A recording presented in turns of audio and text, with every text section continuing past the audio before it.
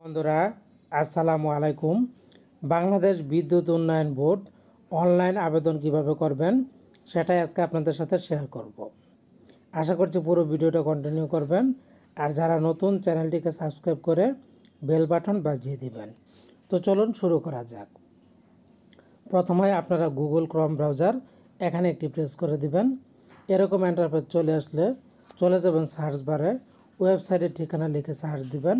আপনারা লিখবেন বিপিডিবি, আমি লিখে দেখাচ্ছি বিপিডিবি, তারপর লিখবেন টেলিটক.com.bd। এই যে দেখুন চলে এসেছে, এটা লিখে জাস্ট সার্চ দিবেন, আপনাদের সামনে এরকম ইন্টারফেস চলে আসবে। প্রথম যে ওয়েবসাইটটি আপনারা দেখতে পাচ্ছেন, প্রথম অপশন বিপিডিপি টেলিটক, এখানে একটি প্রেস করে দিবেন। প্রেস করে দেওয়ার পর এরকম চলে আসলে আপনারা এখান থেকে যে কাজটা করবেন, চলে যাবেন কারেন্ট সার্কুলার অপশন, এখানে একটি প্রেস করে দিবেন।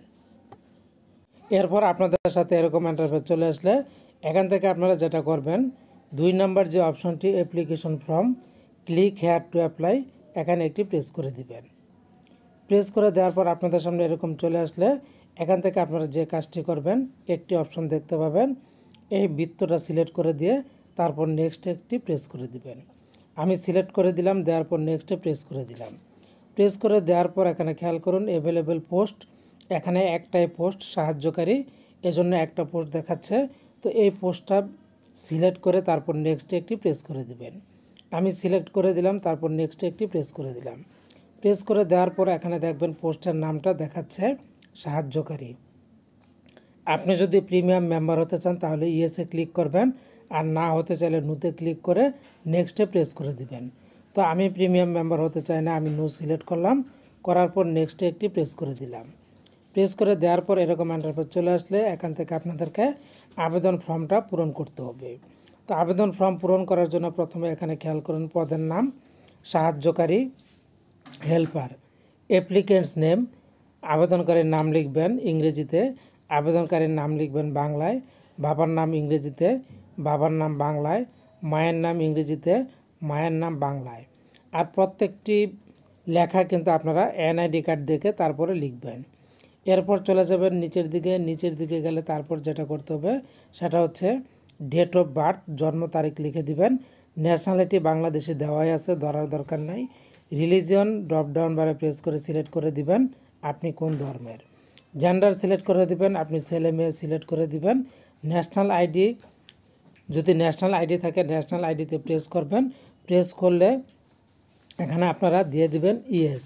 ইয়েস দিলে এখানে আপনার ন্যাশনাল আইডি কার্ডের নাম্বারটা চাইবে, আইডি কার্ডের নাম্বারটা বসিয়ে দিবেন। বার্থ রেজিস্ট্রেশন এখানে ঠিক ন্যাশনাল আইডি কার্ডের মতো ইয়েস অপশন দিয়ে দিবেন। দিয়ে দিলে আপনাদের সামনে ইয়েস দিলে এরকম বক্স আসবে, এখানে বার্থ রেজিস্ট্রেশন নাম্বারটা লিখে দিবেন। এরপর পাসপোর্ট যদি দিতে চান তা পূর্বের মতো দিবেন, না দিতে চাইলে এখানে নো সিলেক্ট করে দিবেন। আমি দেখিয়ে দিচ্ছি, এই যে নো সিলেক্ট করে দিলাম, তাহলে আর কোনো প্রয়োজন নাই দেওয়ার। এরপর আপনারা যে কাজটা করবেন, ম্যারিটাল স্ট্যাটাস এখান থেকে সিলেক্ট করে দিবেন, বিবাহিত অবিবাহিত। মোবাইল নাম্বার দিবেন, মোবাইল নাম্বারটাকে কনফার্ম করবেন। ইমেল অ্যাড্রেস দিবেন, যদি কোনো কোঠাতে থাকেন কোঠা সিলেক্ট করবেন। এখানে প্রেস করে এই যে এখানে কোঠা দেওয়া আছে, এখান থেকে আপনি যদি কোনো কোঠায় পড়েন কোঠা সিলেক্ট করে দেবেন, না থাকলে দেওয়ার দরকার নেই। তো এরপরে নিচের দিকে চলে যাবেন, নিচের দিকে যাওয়ার পর এবার ঠিকানা দিতে হবে। প্রথমেই দিতে হবে প্রেজেন্ট অ্যাড্রেস, বর্তমান ঠিকানা। কেয়ার অফ একজন পরিচিত ব্যক্তির নাম দিবেন, ভিলেজ, হাউস, রোড, ফ্ল্যাটের নাম্বার দিবেন, ডিস্ট্রিক্ট, জেলা সিলেক্ট করে দিবেন, উপজেলা, পুলিশ স্টেশন সিলেক্ট করে দিবেন, পোস্ট অফিসের নাম লিখে দিবেন, পোস্ট অফিসের কোড নাম্বার লিখে দিবেন। যদি বর্তমানে স্থায়ী ঠিকানা একই হয় তাহলে বক্সে একটা টিক দিবেন, অটো চলে আসবে।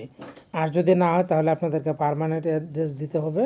প্রথমে কেয়ার অফ একজন পরিচিত ব্যক্তির নাম দিবেন, ভিলেজ, রোড, হাউস, ফ্ল্যাটের নাম দিবেন, ডিস্ট্রিক্ট সিলেক্ট করে দিবেন, উপজেলা সিলেক্ট করে দিবেন, পোস্ট অফিসের নাম দিয়ে দিবেন, পোস্ট অফিসের কোড নাম্বারটা বসিয়ে দিবেন।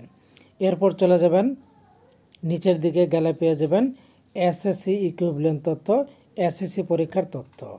তো এখানে প্রথমে এক্সামিনেশন সিলেক্ট করবেন, রোল নাম্বার লিখে দিবেন, গ্রুপ সাবজেক্ট সিলেক্ট করে দিবেন, বোর্ড সিলেক্ট করে দিবেন, রেজাল্ট সিলেক্ট করে দিবেন, পাসিং ইয়ার সিলেক্ট করে দিবেন।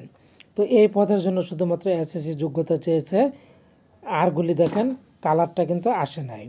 অতিরিক্ত যোগ্যতা হিসাবে যদি আপনারা দিতে চান তাহলে বাম পাশে বক্স দেখতে পাবেন, এই বক্সে টিক দিবেন। টিক দিলে দেখবেন কালারটা চলে আসবে। তখন পূর্বের মতো আপনারা এখানে এইচএসসির তথ্য দিতে পারবেন। এক্সামিনেশন সিলেক্ট করবেন, রোল নাম্বার লিখে দিবেন, গ্রুপ সাবজেক্ট সিলেক্ট করবেন, বোর্ড সিলেক্ট করবেন, রেজাল্ট সিলেক্ট করবেন, পাসিং ইয়ার সিলেক্ট করে দিবেন। ঠিক তেমনিভাবে যদি আপনারা গ্র্যাজুয়েট এবং মাস্টার্স দিতে চান দিতে পারবেন, না দিতে চাইলে কোনো সমস্যা নাই।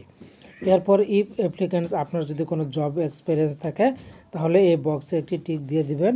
টিক দিলে আপনি তথ্যগুলি দিতে পারবেন।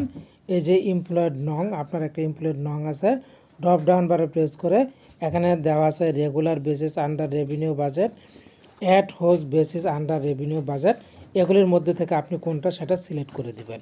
তো আমি দিলাম, প্রথমটাই দিয়ে দিলাম। এরপর যেটা করবেন এখান থেকে আপনারা অর্গানাইজেশন, প্রতিষ্ঠানের নাম দিবেন, প্রতিষ্ঠানের ঠিকানা দিবেন, ডেজিগনেশন পোস্ট, আপনার পোস্টের বিবরণ দিবেন, লেন্থ অফ সার্ভিস, আপনার চাকরির সময়কাল দিবেন এবং কারেন্ট ওয়ার্কিং এটা সিলেক্ট করে দিবেন। এরপর জব ডেসক্রিপশন, আপনার কাজের বর্ণনা দিবেন 300 শব্দের মধ্যে। আর যদি আপনি এখান থেকে এক্সপিরিয়েন্স দিতে না চান তাহলে এই যে টিক মার্কটা তুলে দিবেন, তাহলে আর দেওয়ার দরকার নেই। এরপর চলে যাবেন নিচের দিকে, আদার কোয়ালিফিকেশন এক্সপিরিয়েন্স। আপনার যদি অন্যান্য যোগ্যতা থাকে তাহলে দিতে হবে। তো দিতে গেলে আপনি যেটা করবেন এই যে সিলেক্ট নামের ড্রপ ডাউন বার এখানে প্রেস করে দিবেন। প্রেস করে দিলে যদি থাকে তাহলে ইয়েস দিবেন, ইয়েস দিয়ে তারপর আপনার এন্টার ইনস্টিটিউট নেম, আপনি কোথায় আরও চাকরির এক্সপিরিয়েন্স আছে সেটা এখানে বসিয়ে দিবেন। আর যদি না দিতে চান তাহলে নো দিবেন, আর কিন্তু দেওয়ার দরকার নাই। তারপরে আছে do you have minimum second class technical trade, আপনার কোনো টেকনিক্যাল ট্রেড কোর্সের সার্টিফিকেট আছে, যদি থাকে তাহলে ইয়েস দিবেন, না থাকলে নো দিবেন। চলে যাবেন নিচের দিকে গেলে পেয়ে যাবেন একটা ভেরিফিকেশন কোড। এই ভেরিফিকেশন কোডটা এই বক্সের মধ্যে বসিয়ে দিবেন। বুঝতে সমস্যা হলে ক্লিক হেয়ার এখানে প্রেস করবেন, নতুন ভেরিফিকেশন কোড আসবে, কোডটা এখানে বসিয়ে দিবেন। তারপর এই বক্সটা টিক দিয়ে দেবেন। টিক দিয়ে দেওয়ার পর সাবমিট নামের অপশন এখানে একটি প্রেস করে দিবেন। যখনই সাবমিটে প্রেস করে দেবেন আপনার আবেদনটা সাবমিট হয়ে যাবে। এভাবে মূলত আপনাদেরকে এই আবেদনটা অনলাইনে করতে হবে। আর যদি আপনাদের কোনো জানার ইচ্ছা থাকে, প্রশ্ন থাকে, কমেন্ট বক্সে জানিয়ে যাবেন, উত্তর দিয়ে দিব।